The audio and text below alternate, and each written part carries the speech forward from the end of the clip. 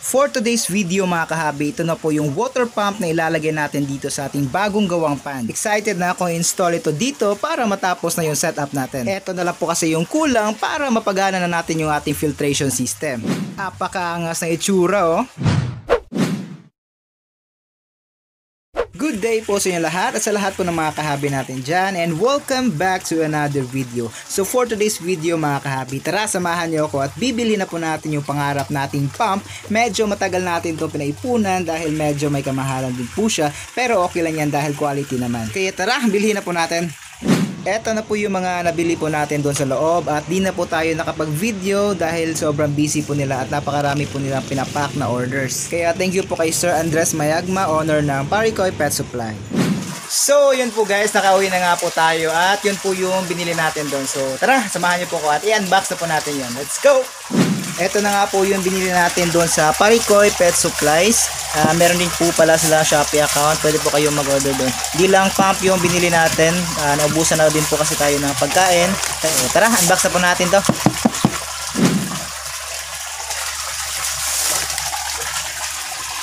Aside sa pump mga kahabi, ito po yung ibang binili natin doon sa Paricoy Pet Supply. Etong Koi King, ito po yung pagkain ng mga alagang isda natin doon sa kabilang pan kasi naubusan na rin po sila ng koi food. At eto, may binili din po tayo. Growth, ayan, focus po natin. Meron po silang color enhancer, growth, balance, pure white, with germ. Yung na-try po natin is itong pati yung mga manok na ugutom na rin. Nang yun na-try po natin dito is yung pure white. Ayan, so ito try po natin yung growth nila. Pumili din po tayo nitong Airstone. Mabilis yung mag-clog yung mga maliliit na yung butas. So yung ginawa ko po doon is kiniskis ko lang po na kutsilyo. Tapos yun, bumalik at naging okay po yung airflow niya. Mas gusto ko itong ganitong klase na Airstone kasi malaki po yung mga butas niya. Mas matagal po siyang mag-clog. So yan, ito po sila yung mga alaga natin gutom na dahil di pa po natin sila napapakain. Mas naging friendly po ito mga alaga natin dito guys mula nung nilipat po natin sila dito. Yun o, na hand feed na po natin. So ito na nga po mga kahabi, ito na po yung pangarap nating pump. Nabili na po natin ngayon. Medyo matagal na po natin gustong bilhin tong brand po na to. At sakto naman ngayon na nagkaroon po tayo ng ganitong klaseng pan, ganito kalaking pan at mas kailangan niya ng mas malakas na pump. Kaya yun, nakabili po tayo nito. Medyo matagal din po pero pinag-ipunan po natin to para makabili po tayo nito. At ngayon, i-unbox na po natin tong pump natin na to. Ito po pala ay Pereha. Pwede po siya ng naka-out sa tubig or nasa tubig. Yun po yung kagandahan niya. Depende po sa setup nyo. Tapos dito sa baba, 3 level po siya yung lakas ng pump niya. Pwede nyo pong i-adjust. Pwede po siya pang salt water, pwede din po siya pang fresh water. Yan po yung sinasabi ko. Pwede po siyang submerge. Yun, nasa tubig po yung pump at pwede din po siya sa labas. Yan, gagamit na po kayo ng hose or ng pipe. Meron po kayong iba't ibang pagpipilian. So ang kagandahan po kasi nitong pump na to, marami po kasi itong review na maganda po talaga siya at not sponsored po ito pero ito po yung mga nakita po natin sa mga review ng pump po ng Pereha, kaya gusto rin po natin magkaroon ng ganitong pump. Yun nga, tipid po siya sa kuryente, tapos legit po talaga yung wattage nya at saka yung flow ng tubig nya. So ito, may papipilian po kayo. Yan, may 5,000, 7 to 25 liters per hour. Depende po sa kailangan ng filtration po ninyo. So ito po yung pinili natin. TB 12,000. So pwede po tayo mag 10,000, mag 11 at mag 12. So depende na po siya kung ano po yung gusto nyong lakas ng inyong pump. So ito po yung binili natin. Yan, tapos dito sa kabila, ayan, same na din dito sa likod. So yun, yung pinaka-inaantay po natin. Open na po natin itong box nya. Uy, yun o, ang ganda. Ayan, so ano po ba yung mga nandito? Ito yung mga connector nya. Yung pinagpipray natin dito, sana mataas or mahaba po yung kanyang cord guys. So ito ay ito yung controller nya. So naka-connect na pala ito. Yun, so kailangan papupula natin ng adapter dito. Ay, ganito po kasi yung ano niya. Yun. Tapos ito naman po yung dito po natin ay i-control kung gaano kalakas yung pump. Tapos ito na po mismo yung kanyang pump. Ayun. Ayos.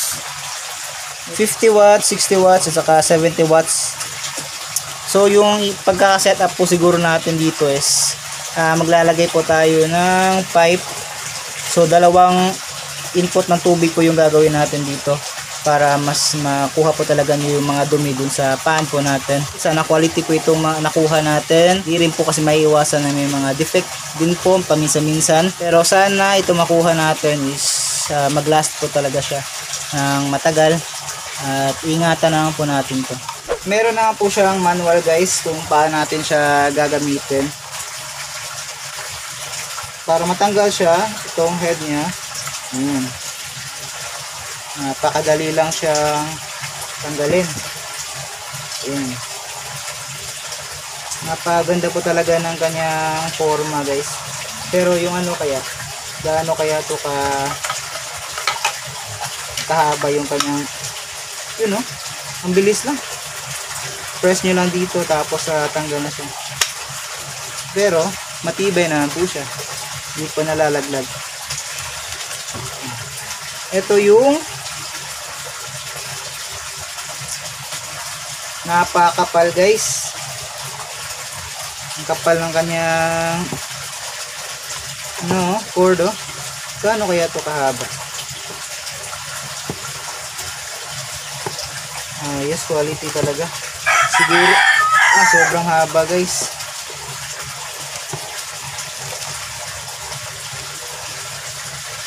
Tapos ito yung yan. So bibili pa po tayo ng adapter dito.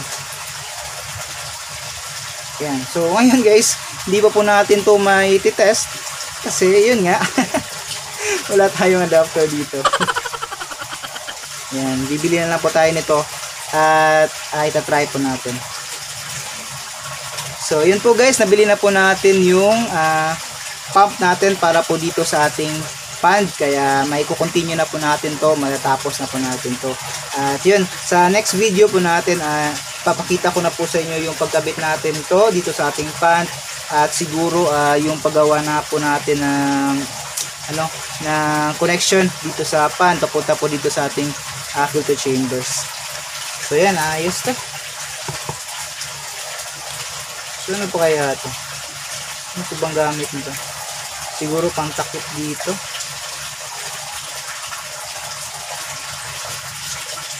Yan, bubuting tingin ko na po muna to guys para malaman ko kung paano ito gamitin, kung paano ito i-set up. Yan, pero yun. So hanggang dito na lang po muna mga kahabi. Update lang po sa inyo na nakabili na po tayo nitong Pereha. So yun po guys, abangan nyo lang po yung susunod na video natin. Yung i-install na po natin to dun sa pan po natin. Yan, ang angas po tignan ng pump natin guys oh. PB12,000 po ito ng Pereha. Yan. So sa next video natin, ikakabit na po natin to para makonect na po natin yung filter natin at saka itong ating pan. Yan. So hanggang dito na po muna mga kahabi. Maraming salamat po sa panonood. At ito, nabili na po natin yung pangarap natin pan. So yun, see you ulit sa susunod na video. Peace out!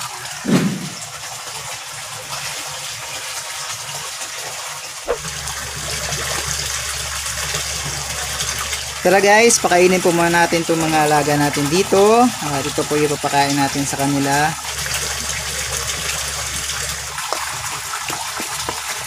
Shoutout nga po pala sa kahabi natin si Sir Alvin Villacampa.